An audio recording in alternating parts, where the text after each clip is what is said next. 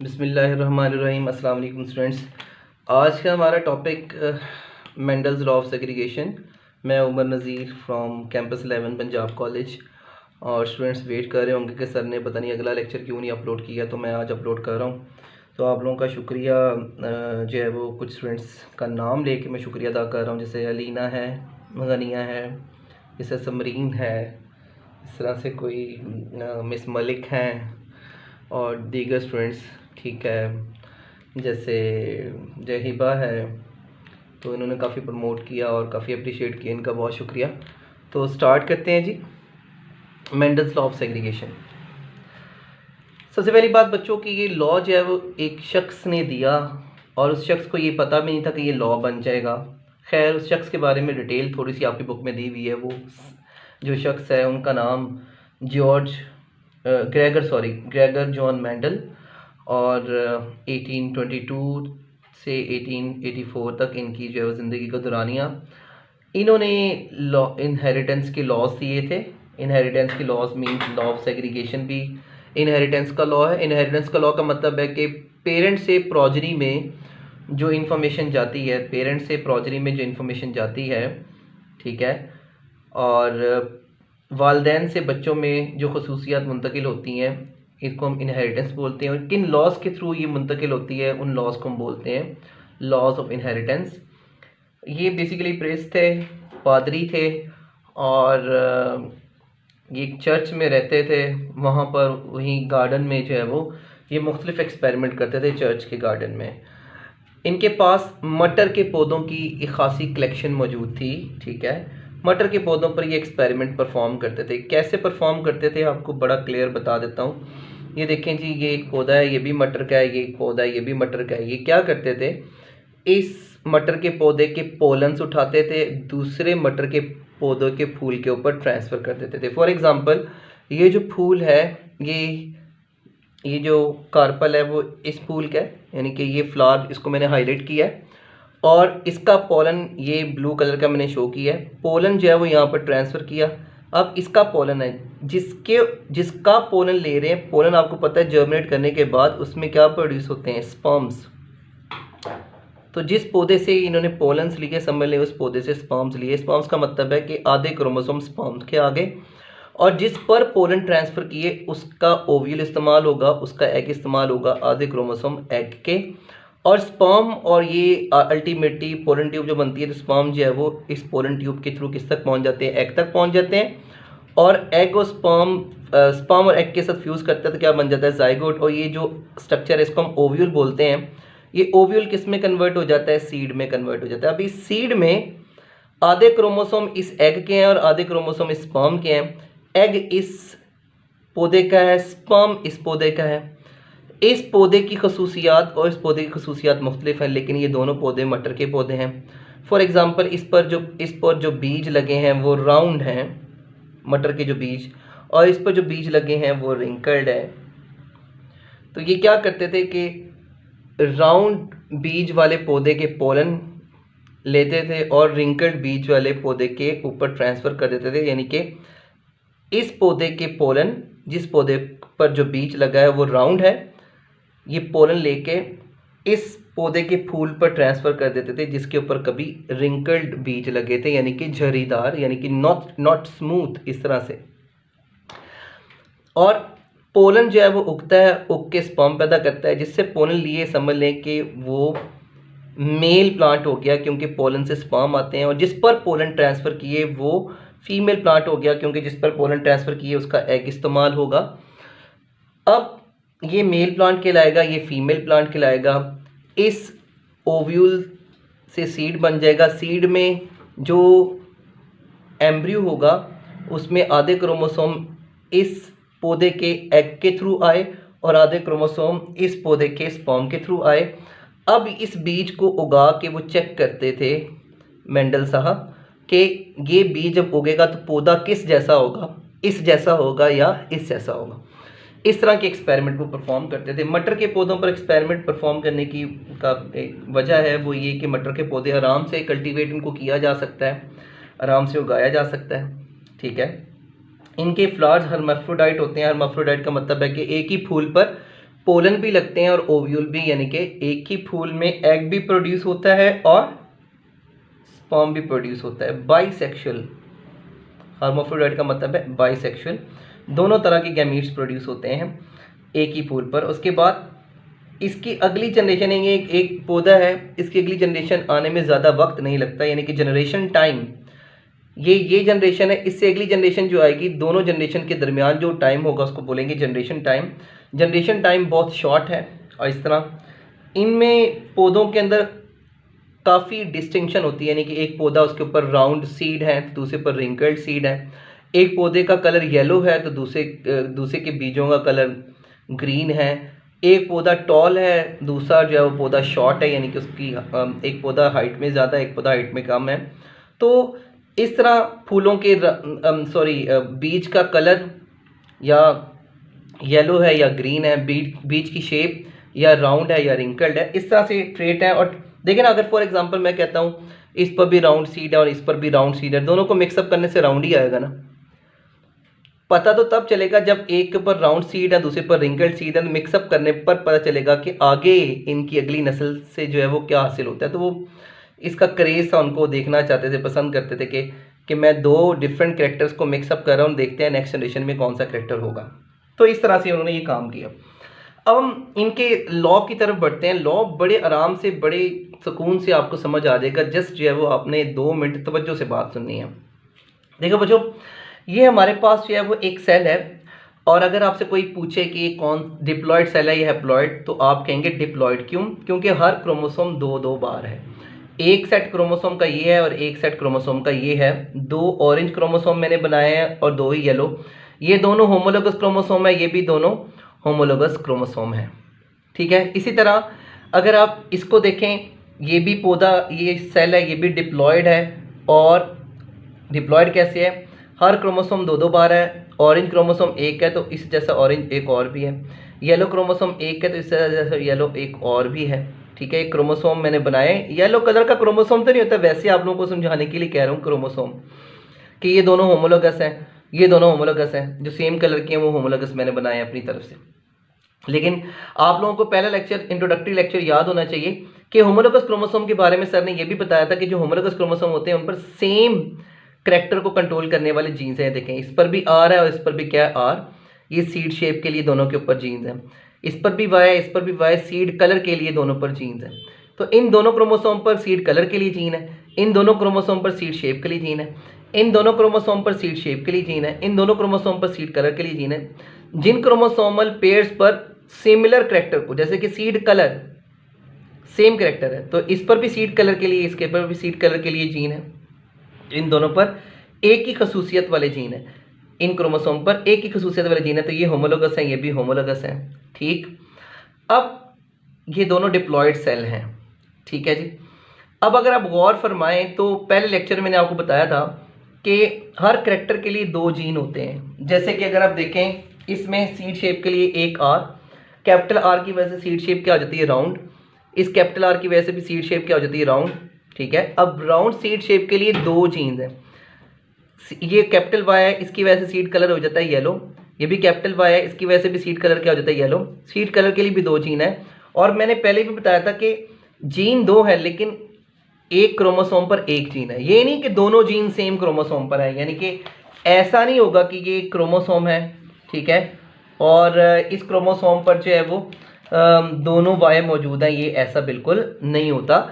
Gene pair तो है, लेकिन एक क्रोमोसोम पर एक जीन और दूसरे क्रोमोसोम पर दूसरा जीन मौजूद होता है। ठीक है। और यहाँ पर मैं आपको क्लियर कर दूँ, यहीं पे मेंडल ऑफ सेग्रीगेशन आपको समझ आ जाएगा। जब फॉर एग्जांपल ये पौधा है, ये पौधे का सेल है, जब इसमें मियोसिस होगी, जब इससे फॉर एग्जांपल ये मेल प्लांट है, ठीक है, मेल के लिए मैं एम लिख देता हूँ, और ये फीमेल प्लांट है, इसके लिए मैं एफ लिख देता हूँ। जब इससे स्पर्म प्रोड्यूस होंगे तो आधे क्रोमोसोम एक स्पर्म में चले जाएंगे और आधे क्रोमोसोम स्पिंडल फाइबर खींच लेंगे, और उसके बाद 2 सेल बन जाएंगे। अब आप देखें कि ये लें जी, 2 सेल बनेंगे, एक सेल ये, एक सेल ये भी स्पर्म सेल, और ये भी क्या होगा, स्पर्म सेल। इस सेल में भी आधे क्रोमोसोम और इस स्पर्म में भी आधे क्रोमोसोम, और इस स्पर्म में भी आधे जीन्स का मतलब है सीड शेप के लिए एक जीन, ठीक है, इस स्पर्म में, और सीड कलर के लिए भी जीन, एक जीन इस स्पर्म में, सीड कलर के लिए दूसरा जीन दूसरे स्पर्म में, और सीड शेप के लिए दूसरा जीन दूसरे स्पर्म में। इस तरह जब स्पर्म पैदा होते हैं तो आधे क्रोमोसोम एक स्पर्म में चले जाते हैं, आधे क्रोमोसोम दूसरे स्पर्म में चले जाते हैं, यानी कि क्रोमोसोम सेपरेट हो जाएंगे, पेयर सेपरेट हो जाएंगे, अलग अलग हो जाएंगे। This is segregation of chromosome, separation of chromosome. जब आधे क्रोमोसोम इधर आ जाते हैं और आधे क्रोमोसोम इधर चले जाते हैं, तो क्या ऐसा नहीं होगा कि आधे क्रोमोसोम जब इधर जाएंगे तो इनके साथ आधे जीन्स भी इधर चले जाएंगे, और ये आधे क्रोमोसोम इधर आएंगे तो इनके साथ आधे जीन्स भी इधर आ जाएंगे? बिल्कुल ऐसे ही होगा। और जो क्रोमोसोम का ये ऑरेंज का पेयर था, येलो का पेयर था, ठीक है, तो क्रोमोसोम का पेयर अलग हुआ तो जीन का पेयर भी अलग हो गया। ये वाई के साथ पेयर अप था, लेकिन ये वाई का एक मेंबर इस स्पर्म में आ गया, वाई का एक मेंबर दूसरे स्पर्म में चले गया, ठीक है। इस तरह राउंड सीड शेप के लिए आर एक जीन है, इस स्पर्म में आ गया, और आर दूसरा जीन इस स्पर्म में चले गया। इसी तरह अगर आप इधर चले जाएं, ये भी, इसमें भी अगर फॉर एग्जांपल ये फीमेल प्लांट है तो ये स्पिंडल फाइबर्स बनेंगे, तो ये उसके बाद ये सेल डिवाइड कर देगा, ये भी एक एग बन गया, ये भी एक एग बन गया, आधे क्रोमोसोम एक एग में आ गए, आधे क्रोमोसोम दूसरे एग में चले गए, ठीक है। क्रोमोसोम के पेयर्स क्या हो गए? अलग हो गए, ठीक। ये पेयर था, पेयर का एक मेंबर इधर चले गया, पेयर का एक मेंबर इधर आ गया। ये भी पेयर था, इस क्रोमोसोमल पेयर का भी एक मेंबर उधर चले गया, इस क्रोमोसोमल पेयर का एक मेंबर इधर आ गया। और आप देखें जीन का भी पेयर था, ये रिंगल सीड के लिए जीन थे, पहले दो जीन थे और दोनों पेयर की फॉर्म में थे, लेकिन जीन पेयर का एक मेंबर इधर आ गया, एक मेंबर इधर आ गया। This is segregation of gene and segregation of chromosome, this is law of segregation. तो आप कहेंगे सर इतना सादा, इतना आसान, अभी ये मुकम्मल नहीं हुआ, ठीक है, आपने इसको मुकम्मल सुनना है।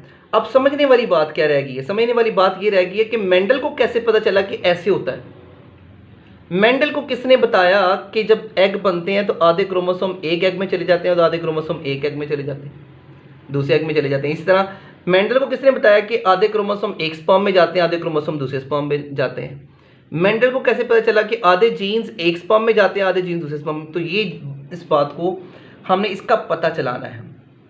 यहाँ पर देखेंगे थर्ड पॉइंट देखिएगा, इसमें मुख्तलिफ जीन्स के हवाले से लिखा है जिसकी जानकारी अब आपको है। जैसे कि मैंने बताया कैपिटल आर जो है ये जीन है जिसकी वजह से सीड की शक्ल कैसी हो जाती है? राउंड।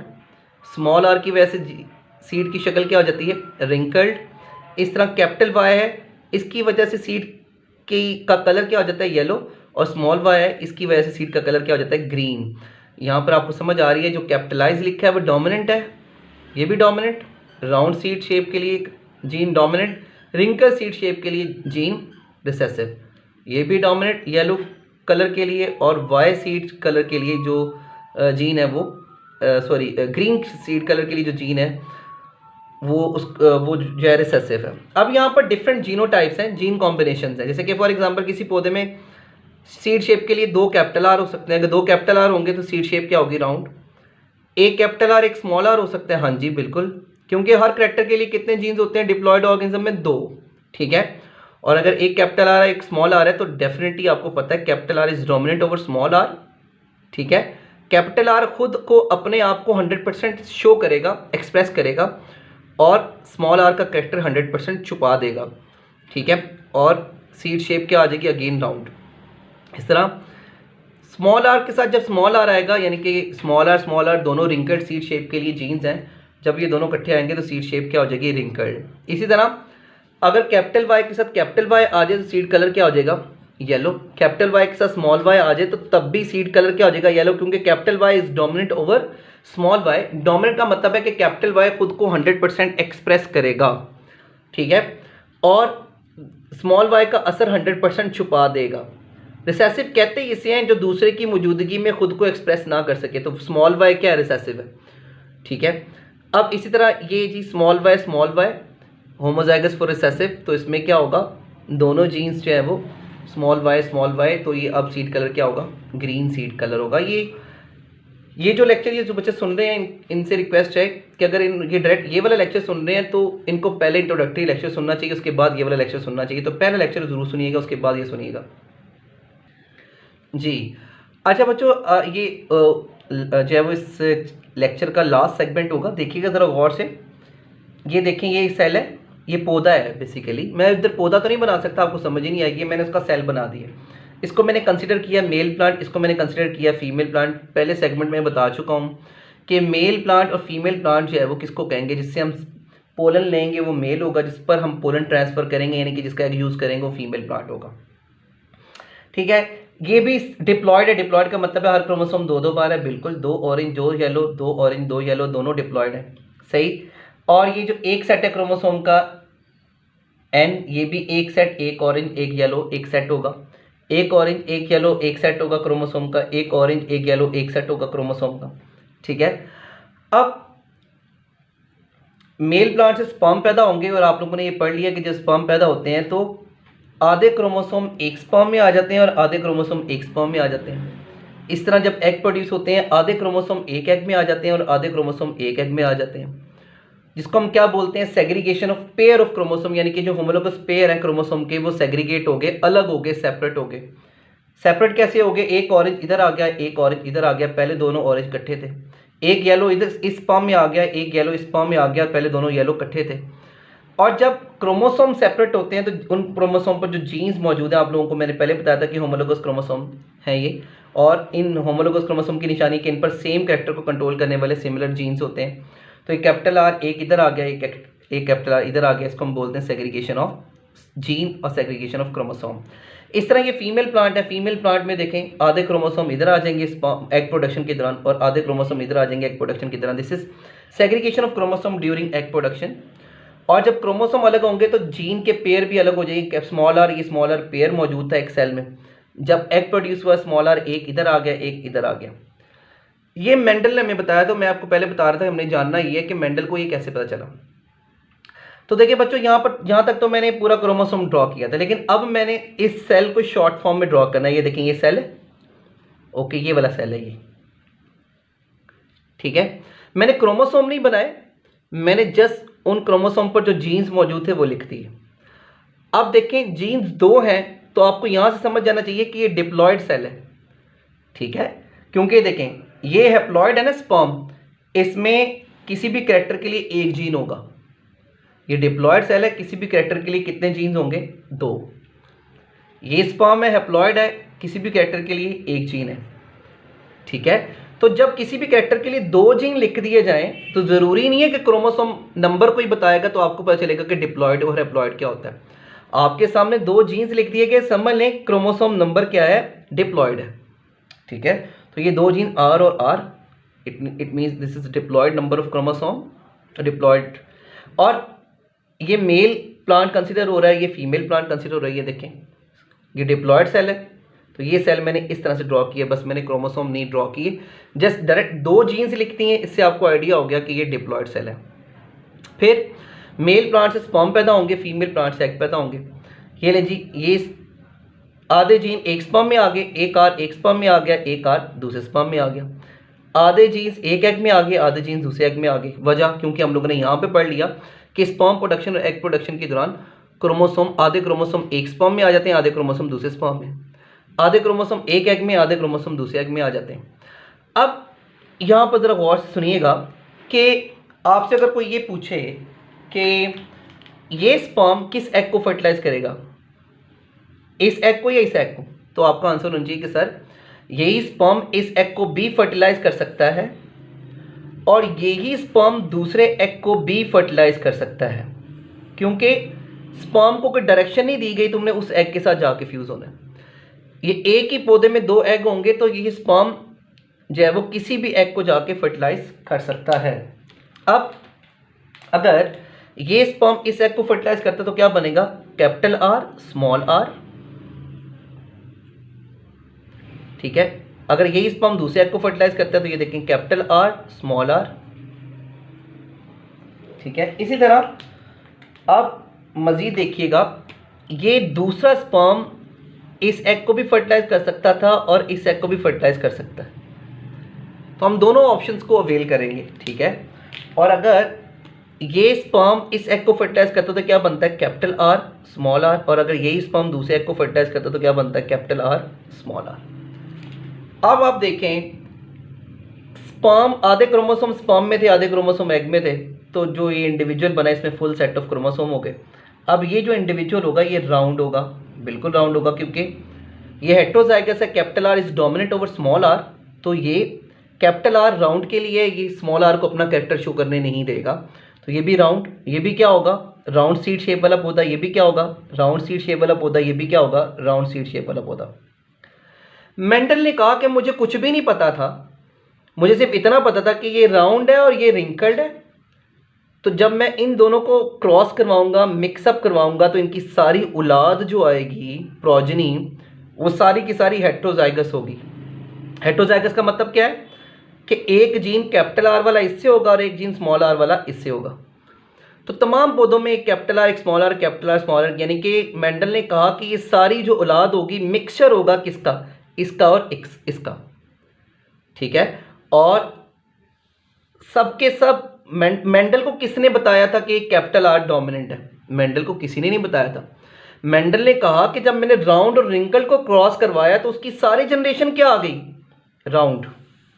मेंडल ने कहा कि सारी जनरेशन के राउंड आने का मतलब क्या है? कहता है मतलब ये है कि इन सब के अंदर राउंड वाला जीन भी है और रिंकल्ड वाला जीन भी है, उसके बावजूद ये सब क्या आ गए, राउंड आ गए। इसका मतलब है राउंड वाला जीन डोमिनेंट है किसके ऊपर, रिंकल्ड वाले जीन पर, ठीक है। तो इस तरह से मेंडल को पता चला था कि राउंड वाला करेक्टर क्या है, वो डोमिनेंट है रिंकल्ड वाले पर, यानी कि एक्सपेरिमेंट से पता चला था, ऐसे नहीं किसी ने आके फूंक मार दी थी कान में, ठीक है। इसी तरह फिर मेंडल ने कहा कि ये जो जनरेशन मुझे हासिल हुई है, ये जनरेशन मुझे हासिल हुआ है, this is F1 generation, first filial generation, ये सारी की सारी जनरेशन फर्स्ट फीलियल जनरेशन है, ठीक है। अब फर्स्ट फीलियल जनरेशन का एक पौधा ये है, ये, और फर्स्ट फीलियल जनरेशन का एक पौधा ये है। इन दोनों को क्रॉस करवा दिया गया, दोनों हेटेरोजाइगस हैं, दोनों राउंड है, ओके। एक को मेल तस्वुर कर लें, एक को फीमेल तस्वुर कर लें, ठीक है। स्पर्म पैदा होंगे, आधे जीन्स एक स्पर्म में जाएंगे, आधे जीन्स दूसरे स्पर्म में जाएंगे। एग पैदा होंगे, आधे जीन्स एक एग में जाएंगे, आधे जीन्स दूसरे एग में जाएंगे। और आपको अच्छी तरह से मैंने पहले ही बता दिया कि कोई भी स्पर्म किसी भी दूसरे एग को फर्टिलाइज कर सकता है। ये स्पर्म इस एग को भी फर्टिलाइज कर सकता है और यही स्पर्म दूसरे एग को भी फर्टिलाइज कर सकता है। अब अगर ये स्पर्म इस एग को फर्टिलाइज करता है तो क्या बनेगा, कैपिटल आर, क्योंकि स्पर्म में भी कैपिटल आर और एग में भी कैपिटल आर। और ये स्पर्म अगर इस एग को फर्टिलाइज करता है तो कैपिटल आर, स्मॉल आर। और इसी तरह अगर ये वाला दूसरा वाला स्पर्म की बात की जाए तो दूसरा स्पर्म इस एग को भी फर्टिलाइज कर सकता है और इस एग को भी फर्टिलाइज कर सकता है, ठीक है जी। और अगर ये स्पर्म इस एग को फर्टिलाइज करता है तो क्या बनेगा, कैपिटल आर, स्मॉल आर। आप कहेंगे नहीं sir small R capital are, तो आप जैसे मर्जी लिख लें, कैपिटल आर को इधर लिख लें उधर लिखने की बात है। और यही स्पर्म दूसरे एग को फर्टिलाइज करेगा तो क्या बनेगा, स्मॉल आर, ठीक है जी। तो ये देखें, अगर आपसे कोई पूछे ये राउंड होगा रिंकल्ड, आप क्या कहेंगे, राउंड। अगर आपसे कोई पूछे ये क्या होगा, राउंड होगा रिंकल्ड, तो आप क्या कहेंगे, राउंड, क्योंकि capital R is dominant over small R, capital R is dominant over small R, round again. और ये क्या होगा, रिंकल्ड। जब रिंकल्ड करेक्टर आया, पहली बात तो ये कि मेंडल ने कहा कि ये जो है वो ये जो जनरेशन है ये F2 जनरेशन है, क्योंकि F1 जनरेशन को क्रॉस करवाने के बाद जो जनरेशन हासिल होगी वो F2 जनरेशन होगी। मेंडल ने कहा कि जो F2 जनरेशन मुझे हासिल हुई उसमें जो टोटल राउंड मिले मुझे वो 4 में से 3 क्या थे, राउंड, यानी कि टोटल कितने, 4, 3/4 राउंड, ठीक है। और रिंकल्ड कितने मिले, 1/4, रिंकल्ड कितने मिले, 1/4। 1/4 का मतलब है टोटल 4 है, 4 में से एक क्या है, रिंकल्ड।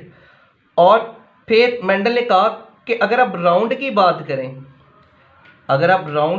करें, तो राउंड में से जो होमोजाइगस डोमिनेंट वाले राउंड है वो एक है, चारों में से एक, जिसमें दोनों जीन्स क्या हो, कैपिटल आर, वो क्या होगा, होमोजाइगस डोमिनेंट। होमोजाइगस का मतलब है दोनों जीन सेम, डोमिनेंट का मतलब है दोनों जीन्स डोमिनेंट। होमोजाइगस डोमिनेंट कितने हैं, 4 में से एक। और हेटेरोजाइगस कितने हैं, अब ये हेटेरोजाइगस है, लेकिन ये होंगे क्या, राउंड, क्योंकि capital R is dominant over small R. ठीक है, तो राउंड जो हेटेरोजाइगस थे, हेटेरो का मतलब है कि दो जीन है सेम कैरेक्टर के और दोनों जीन क्या है, मुख्तलिफ। हेटेरोजाइगस कितने, 2, 4 में से 2 क्या है हेटेरोजाइगस, 2/4। ठीक है, मैं फिर बता रहा हूं। और होमोजाइग एक रिंकल्ड है 4 में से, 3 राउंड है, 3/4 राउंड, 1/4 रिंकल्ड। राउंड में अगर आप बात करें तो होमोजाइगस डोमिनेंट 1 है, 4 में से 1 होमोजाइगस डोमिनेंट है, 1/4। 4 में से 2 हेटेरोजाइगस हैं, 2/4। ठीक है, 2/4। अब अभी ये कंप्लीट हो गया है, लेकिन मेंडल की इंटरप्रिटेशन समझे बगैर आपको कुछ भी समझ नहीं आएगी। तो 2 मिनट हम मजीद देंगे ताकि आपको मेंडल की इंटरप्रिटेशन से समझ आए।